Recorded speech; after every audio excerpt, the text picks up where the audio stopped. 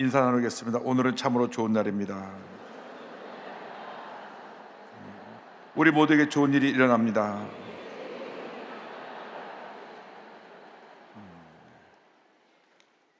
날씨가 많이 시원해졌죠? 늘 건강에 주의하시기 바랍니다. 오늘은 로마서 14장 10절 이하의 말씀을 가지고 주 안에서 형제된 자들과의 관계를 제목으로 해서 말씀을 함께 공부하기를 원합니다. 계속해서 14장에서 우리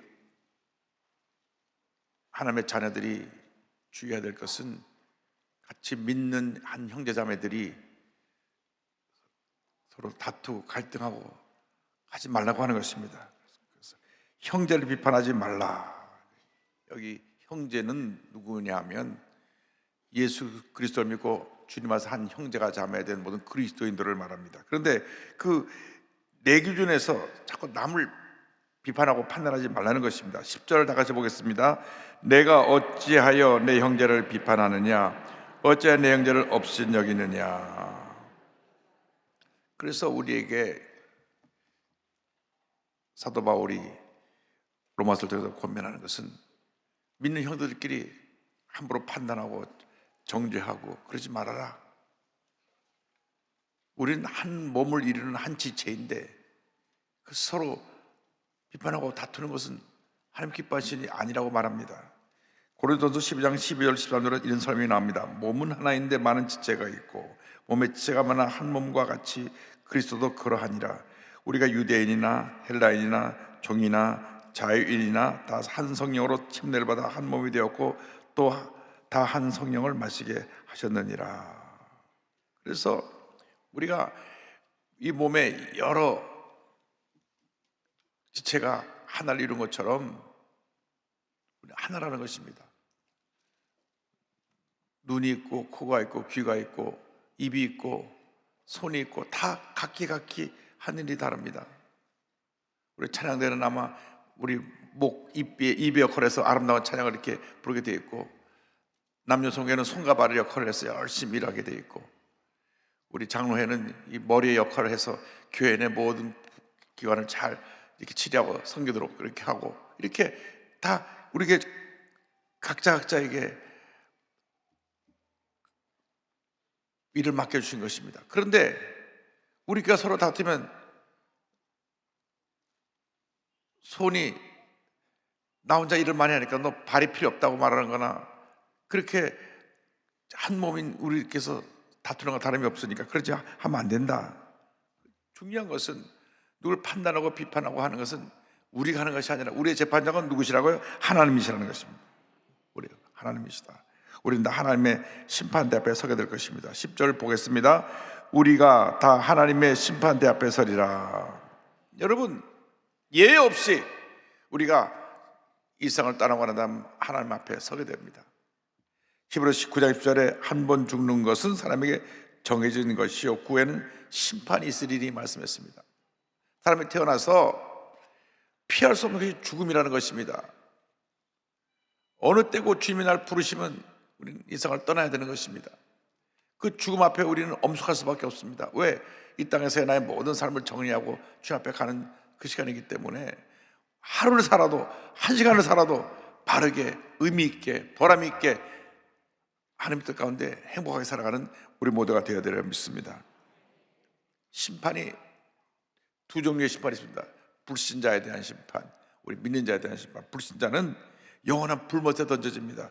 계시록 6장 10절에 보니까 또 그들을 미혹하는 마귀가 불과 유황못에 던져지니 거기는 그 짐승과 거짓 선지자도 있어 세세도록 밤낮 괴로움을 받으리라.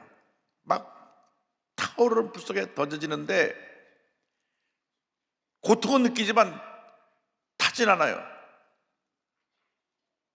그러니까 얼마나 뜨겁겠습니까? 여러분 지옥에 들어간다는 것은 고통이 영원토록 계속 그가 그 속에서 고통을 당하면서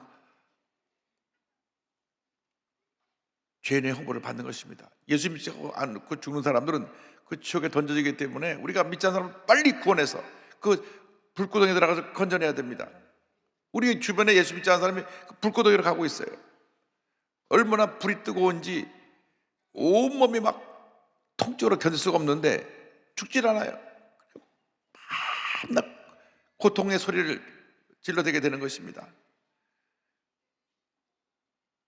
지옥이 얼마나 우리에게 고통스러운지, 지옥을 맛보기 원하는 분은 오늘 집 와서 오븐을 틀어놓고 손가락을 이렇게 집어넣고 한 1분만 있어 보십시오. 손이 막 데어가지고 얼마나 이게 통증이 심한지. 그것이 평생 가니까, 영원토록 가니까 그런 지옥 가는 걸 건져내야 됩니다. 그래서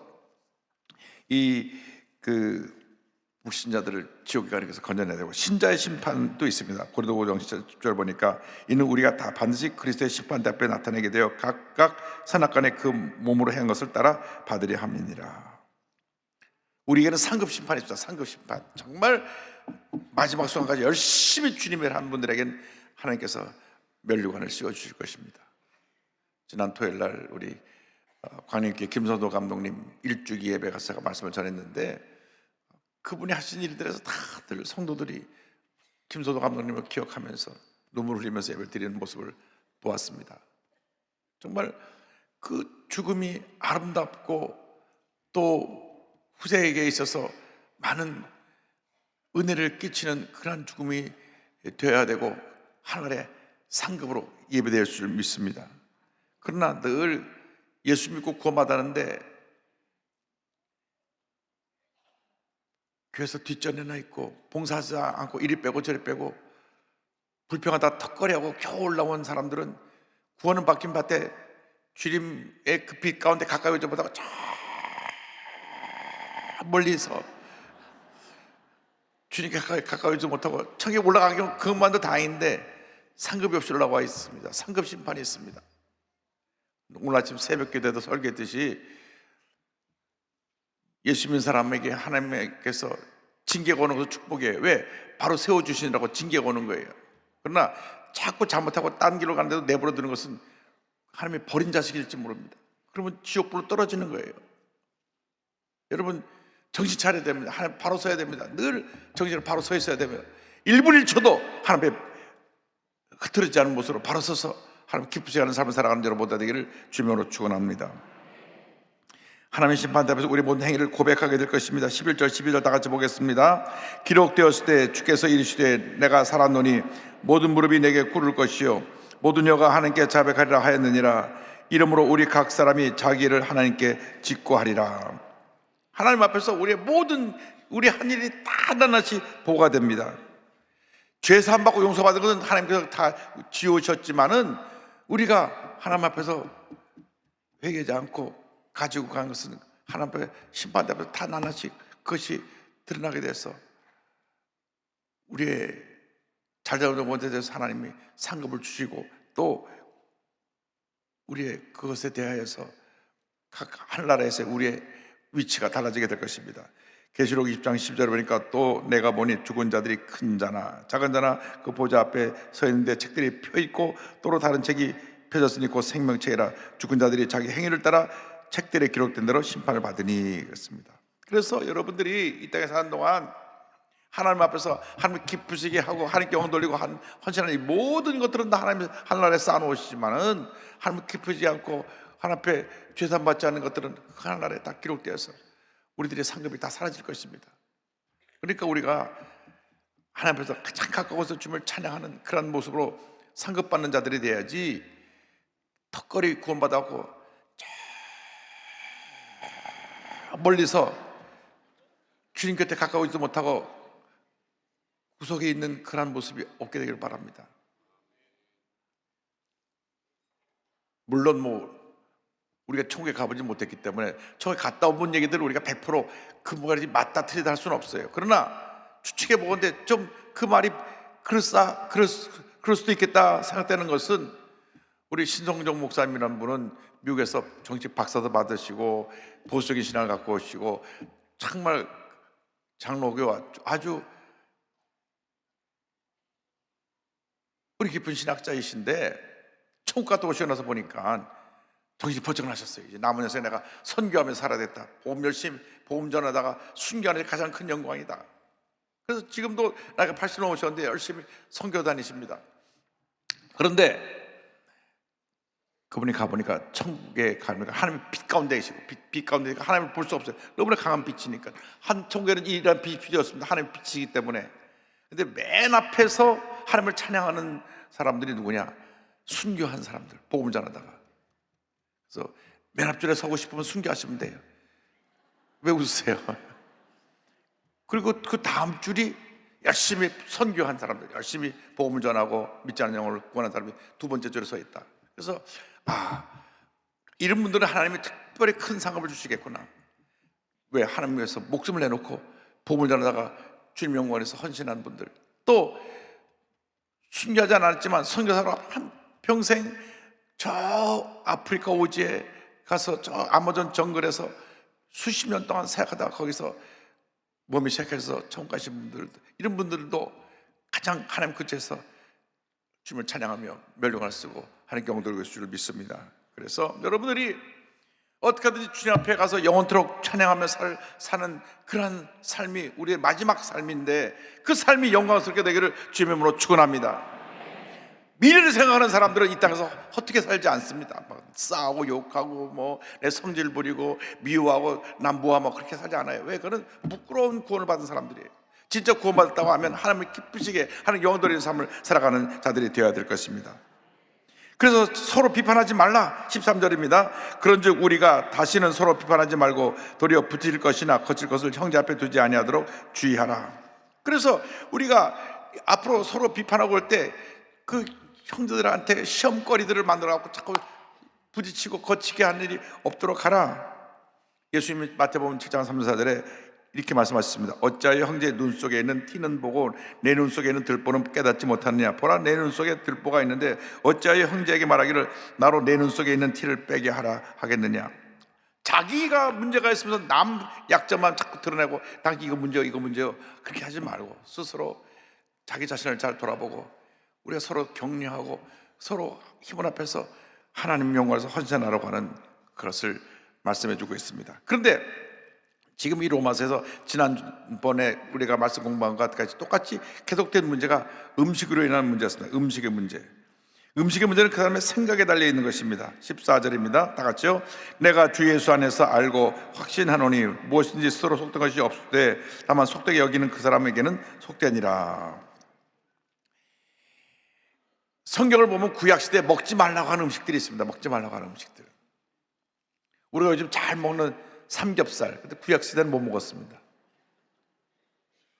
구약시대는 못 먹었다니까요. 신약시대니까 우리가 먹지요. 구약시대에 먹지 말라고 하는 음식 중에 또 하나, 비늘 없는 생선, 뭐 원기를 그렇다고 장어를 많이 먹는데 구약시대는 장어를 못 먹었어요. 왜? 성경에 먹지 말라고 했으니까. 비늘이 있는 것을 먹으라 했으니까. 그리고 짐승도 되새김을 하고 발굽이 갈라진 소고기는 먹어도 돼지고기 먹지 말라 이렇게 되어 있거든요. 구약의 법입니다. 그런데 예수님 오셔서 먹는 것은 우리가 하나님께 주신 음식이니까 다 감사함으로 먹으면 우리에게 건강을 줄 것이다. 그 구약의 법을 이렇게 해제시켜 주셨습니다. 이 구약의 법은 하나님이 하나님의 선민으로 정하신 이스라엘 백성에게 주신 법입니다. 이스라엘에 주신 법이 이 음식에 대한 법인데 우린 영적 이스라엘로서 구약의 법을 따를 필요가 없어요. 그런데 초대교회에서는 유태인들을 중심으로 복음이 전거되기 때문에 유태인들이 가는 곳마다 이 구약법을 갖고 자꾸 들이댔습니다. 어떤 사람 보니까 밤낮 삼겹살 구워 먹고 있거든요. 당신 것도 죄 짓는 거라고. 그러니까 그랬던 문제가, 또 하나 문제는 뭐냐면 그 당시 모든 고기들이 신전에서 먼저 가서 제사를 드리고 이 신에게 이 고기를 먼저 제물로 드립니다 하고 나서 시장에 내다가 팔아요. 그러니까 시장에서 사다 먹는 고기는 100% 그 신전에 가서 우상에게 제사를 드리는 음식이기 때문에 그 음식을 먹을 경우에는 어떤 사람이 판단할 때 너 우상 앞에 절한 음식을 왜 먹어? 당신 죄 짓는 거야 라고 내가 생각이 그렇게 되면 그 사람을 판단할 수가 있습니다. 베드로도 그래서 베드로도 그 고넬료 가족에 가기 전에 하나님께서 그 이방인들의 복음 전하는 것을 꺼려하는 그에게 그 하늘로서 보자기 안에 여러 가지 많은 먹을 것들이 담겨 있는데 구약 사람 시대에 먹지 말라는 것이 있었습니다. 사도행 10장 보면 24절에 이렇게 말씀이 나옵니다. 베드로가 이르되 주여 그럴 수 없나이다. 속되고 깨끗하지 아니한 것을 내가 결코 먹지 아니하였나이다 한데, 구약은 베드로 그때까지 이스라엘의 법을 따라서 구약의 율법을 따라서 이런 것들을 먹지 않았어요. 근데 하나님이 야 지금 내가 그걸 다 먹어도 된다고 했는데 왜 너는 너 기준을 갖고 그렇게 얘기하느냐. 그래서 이것이 생각의 문제입니다. 생각의 문제예요. 내 생각 때문에 그것을 내 생각을 믿음이라 생각하고 고집을 부리는 경우가 있어요. 믿음과 고집은 다른 것입니다. 그래서 우리나라가 처음 복음이 들어올 때 우리나라 사람들 보니까 어린 아이들부터 그냥 나이 많은 사람까지 좋아한 것들이 뭐냐, 집에서 농번기가 지나고 나서 이제 겨울이 되면 밤새 노름하고 밤새 술 먹고, 그 다음에는 아이들이 조금 자라기만 하면 담배 입을 말아서 피고, 그래서 이건 안 되겠구나, 이거 주님을 섬기는데 술과 담배에 빠져 있으면 안 되겠다. 그래서 술과 담배를 금한 것입니다. 그것이 구원의 문제는 아니에요. 구원의 문제는 아니에요. 꼭 물어보는 분이 있습니다. 담배 피우면 총 못 가나요? 그분은 담배 피는 분일 거예요, 틀림없이. 그런데 성경에 술, 담배 한다고 지옥 간다는 말은 없습니다. 단 하나님을 섬기는데 이것이 걸림돌이 될 수 있다는 것입니다. 술 취하면 실수할 수 있고, 담배 피면 폐가 다 썩어들어서 폐암에 걸리고, 그러니까 이런 것들을 아예 선교사들이 하지 않는 게 좋다. 하나님이 주신 거룩한 성전인 몸을 잘 지키기 위해서 이런 것을 안 하는 게 좋다고 그렇게 불문율로 정해놓은 것입니다. 그런데 우리가 예수 믿고 나서 술, 담배를 안 하는 사람이 술, 담배 하는 사람으로 당신 술, 담배 하면 구원 못 받아고 비판하고 정죄하면 안 된다는 겁니다. 내 생각으로 내가 옳다고 생각하지만 그 사람 아직 그것을 받을 만한 믿음의 분량이 안 되기 때문에 하고 있는 것을 가지고 정죄하지 말라. 본인 스스로 그것을 이겨내고 극복해서 해결하는 건 본인의 문제지, 남이 그걸 가지고 판단하고 정죄하면 안 된다. 항상 내 기준에서 자꾸 남을 판단하고 정죄하다 보니까 교회 내 갈등과 대립이 생깁니다. 그래갖고 문제를 일으키게 되는 건데, 그런 문제에서 음식 문제로 인해서 형제를 근심하게 하지 말라. 15절 16절 다 같이요. 만일 음식으로 말미암아 내 형제가 근심하게 되면 이는 내가 사랑으로 행하지 아니함이라. 그리스도께서 대신하여 죽여준 형제를 내 음식으로 망하게 하지 말라. 그러므로 너희 선한 것이 비방을 받지 않게 하라. 그러니까 이 문제를 가지고 서로가 판단하고 비판하고 말미암아 믿음 약한 사람이 시험에 들지 않게 하라. 그래서 음식 문제로 인해서 하나님의 지장을 가져오게 하지 말라. 이게 굉장히 그것이 구체적으로 그 당시에 문제가 된 일이 많이 있었기 때문에 두 가지입니다. 하나는 구약의 율법을 따라서 음식을 못 먹게 하는 거고, 또 하나는 그 당시 그 이방 신전에 들었던 음식 때문에 먹지 말라고 하는 이 두 가지 때문에 이 문제가 됐습니다. 20절 다 같이 보겠습니다. 음식으로 말미암아 하나님의 사업을 무너지게 하지 말라. 만물이 다 깨끗하되 거리낌으로 먹는 사람에게는 악한 것이라. 그래서 이 음식을 먹으려 그럴 때 이 제사상에 올랐던 건데 먹어도 될까 하고 꺼리낌이 있으면 먹지 말라는 겁니다. 꺼리낌이 있을 때 먹으면 그것이 본에게 스스로 그 걸림돌이 되는 것입니다. 그래서 예수님 마가복음 7장 18절 19절 이렇게 말씀하셨어요. 예수께서 이르시되 너희도 이렇게 깨달음이 없느냐, 무엇이든지 밖에서 들어가는 것이 능히 사람을 더럽게 하지 못함을 알지 못하느냐, 이는 마음으로 들어가지 않냐고 배로 들어가 뒤로 나감이라. 이러므로 모든 음식물을 깨끗하다 하시니라. 음식을 먹을 때는 아멘하고 기쁨으로 먹으면 내 건강이 되는 것인데, 그걸 가지고 판단하고 정죄하지 말고, 문제는 마음속에 나쁜 생각이 들어와서 나쁜 생각이 나가는 이게 문제지, 먹는 음식을 갖고 판단하고 하지 말라. 그럼에도 불구하고 이것 때문에 남이 시험에 든 경우에 있어서는 믿음 약한 사람들은 교회 집사님인데 장로님인데 그렇죠, 신전에 갔다 음식을 먹네 하고 시험에 들까 봐 그 사람들 위해서는 하지 말아라. 그 얘기입니다. 형제를 위해서 음식을 절제하라. 21절입니다. 고기도 먹지 아니하고 포도 마시지 아니하고 무엇이든지 내 형제로 꺼리끼게 하는 일을 아니함이 아름다우니라. 먹을 수 있지만 그것 때문에 시험 드는 사람이 있으니 그 시험 드는 사람을 위해서 안 하는 것이 더 좋다, 그 말입니다. 그러니까 뭐든지 강한 것이 아니라고, 그것 때문에 다른 사람이 시험 들고 그것 때문에 믿음이 약한 사람이 흔들리고 그렇다면은 안 하는 것이 좋다. 우리나라에 그것이 문제가 심각하게 되니까 캐톨릭에서는 그거 풀었습니다. 그거 상관없다, 마음대로 해라. 그래서 처음에 교회 나올 때 나는 캐톨릭으로 갈랜다, 난 술 담배 못 끊을 테니까 그래 간 사람도 있어요. 그러나 그것이 신앙의 구원의 문제가 되는 것이 아니라 구원받고 난 이후 성화, 내가 하나님 앞에 거룩하게 쓰임 받을 때 그것이 문제가 되는 것입니다. 어떤 경우에도 술에 잔뜩 취해갖고 와서 은혜가 안 되는 것입니다. 찬송이 나오겠습니까? 찬송이 나오겠습니까? 안 된다고요. 그건 자기가 하는 거에 관계예요. 자는 거예요. 그래서 술 취하지 말라는 말은 있어요. 성경에 뭐 술 취하지 말라. 잠언서에 가면 쳐다도 보지 말라는 말이 있어요. 왜냐하면 쳐다보다가 취하게 되니까. 그래서 쳐다보지도 말라는 말이 있어요. 그것은 뭐냐면 하나님을 기쁘시게 해서 내가 내 자신을 잘 관리하라는 것입니다. 최근에도 술에 만취한 사람이 한 가족을 다 쳐 죽였어요. 마음이 아픕니다. 세 사람 생명을 뺏어갔는데 우리나라는 음주 사고 처벌법이 3년이니까 말이 됩니까? 300년쯤 해야지. 그냥 세 사람의 생명이 다 끝났으니까 세 사람 생명을 다 합쳐놓은 만큼 300년 정도 집어넣으면 다시 술 먹고 그렇게 운전 안 할 거 아닙니까? 우리나라 사망률 2위가요 자살 다음에 음주운으로 사고 치는 겁니다. 물론 병으로는 암이 1위고 그 다음에 자살이 하루에 40명씩 하고 그 다음에 음주가 1년에 한 4,000명 정도 차로 사고를 내 죽이는데 죽는 사람이 한 4,000명 되고 그러면서 부상 있고 한 사람이 한 10만 명 가까이 돼요. 부딪히고 뭐 접촉사고 나고 그래가지고. 이것은 하나님 기뻐하는 게 아닙니다. 하나님 기뻐하는 게 아닙니다.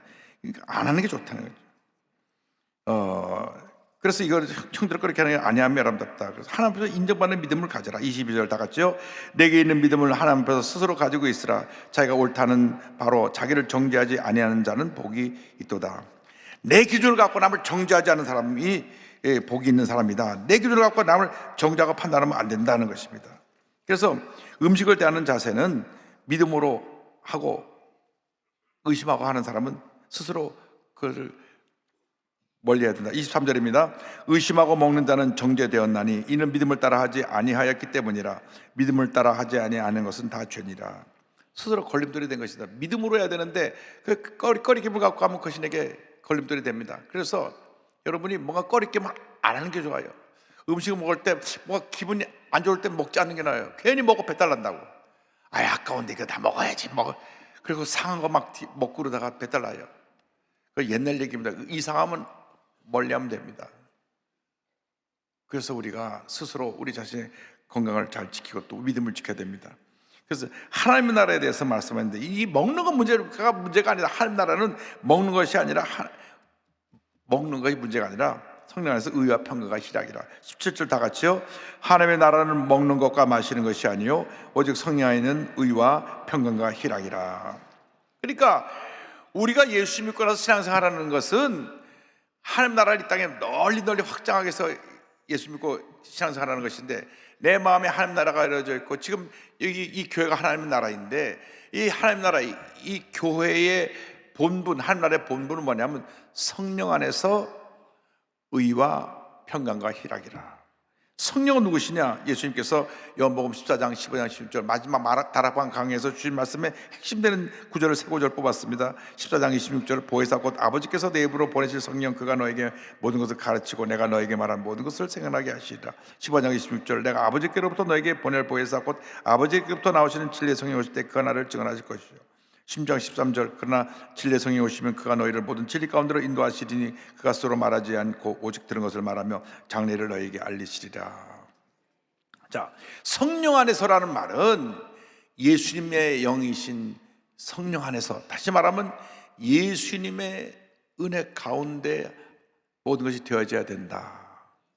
성령 충만한 것은 예수님의 영이 충만한 것이기 때문에 성령 충만한 사람은 자기 주장을 하지 않습니다. 그 자기 주장이 아니라 예수님이 기뻐하신 일을 합니다.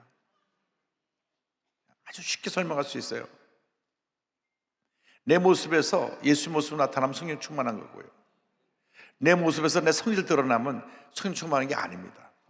이유 여러 막론하고 함부로 소리 지르고 혈기 부리는 사람들은 성령 충만하지 않은 겁니다. 성령 충만하지 않은 거예요.